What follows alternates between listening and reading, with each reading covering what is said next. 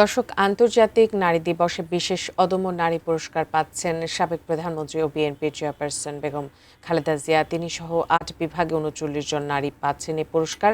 আন্তর্জাতিক নারী দিবসের সকালে ওসমানী স্মৃতি মিলনায়তনে মহিলা ও শিশু মন্ত্রণালয় আয়োজিত অনুষ্ঠানে এই মুহূর্তে কথা বলছেন বেগম জোবায়দা রহমান। আমরা সরাসরি সেখানে চলে যাচ্ছি। শোষণের বিরুদ্ধে তিনি মা, তিনি যোদ্ধা, তিনি ন্যায় বিচারক, তিনি আমাদের চলার পথের পাথেয়, গণতন্ত্রের পথপ্রদর্শক। She was the torch bearer of democracy for all the democracy loving people around the world.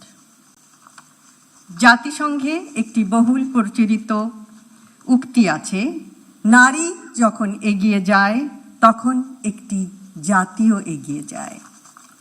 ইনশাআল্লাহ বাংলাদেশও এমন একটি দেশ হবে যেখানে প্রতিটি নারী ও কন্যা শিশু নিরাপদ, মর্যাদাবান এবং সম্ভাবনাময় উজ্জ্বল ভবিষ্যতের অধিকারী হবে।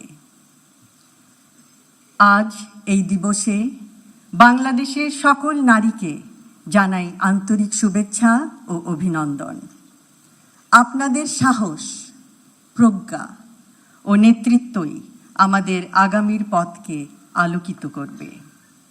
আন্তর্জাতিক নারী দিবস 2026 হোক সমতা, মর্যাদা ও ন্যায়ভিত্তিক সমাজ প্রতিষ্ঠার নতুন অঙ্গীকারের দিবস।